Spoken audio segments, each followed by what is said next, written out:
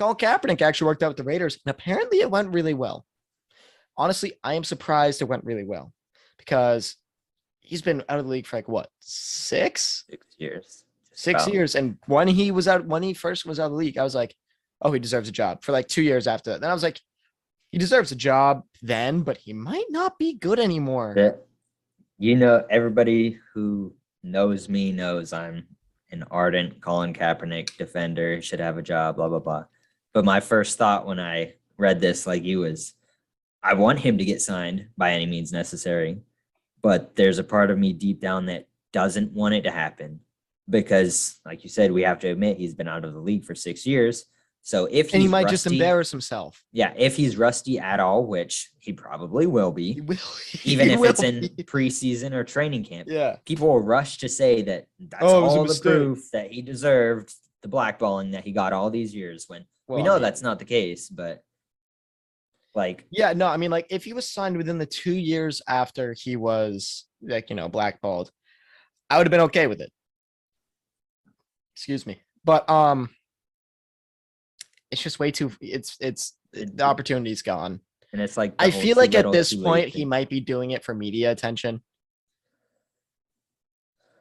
At least like that workout he had, like those public workouts he would do, where he would have record them. I mean, I feel like that was just like he might have been doing it for like media attention, but like he kind of needs that, I guess. Yeah, no, you're right. Like it's not inherently a negative thing. Yeah. Like I think he loves football. Like he wants to play. Yeah. Like, if there's a part of him that's also doing it just to get attention, like I'm like, so sure. What, But like I would say maybe money, but he's got a whole thing with Nike. So like he's probably very chilling on money. Probably a lot better than a lot of people in the league.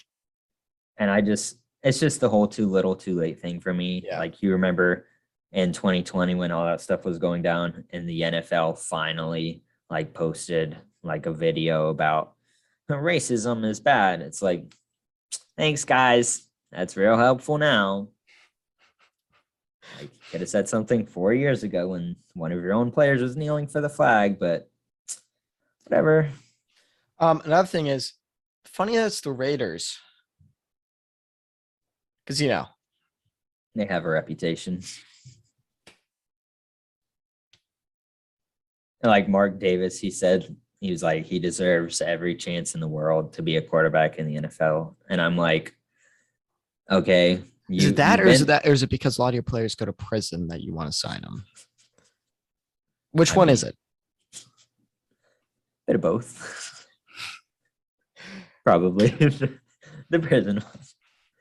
But like, is it because one of your players drunk drove at 156 miles per hour that you wanted to sign Colin Kaepernick?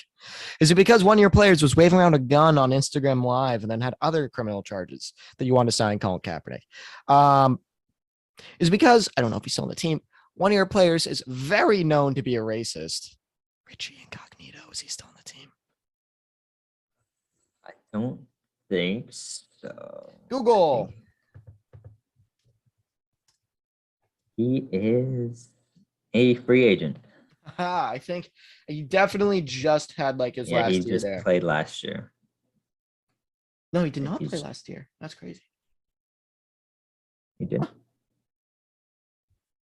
Damn. Oh, he was out for the year, but he was on the team last year. I just went to Pro Football Reference. I couldn't find that, But yeah, I mean, it's cool overall, like Kaepernick, but like at this point, it's like whatever.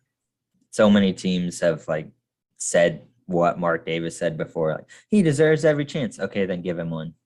Like if the Seahawks sign him, the Seahawks exactly. Should have. That's the prime example right there. Pete Carroll, like put your money where your mouth is.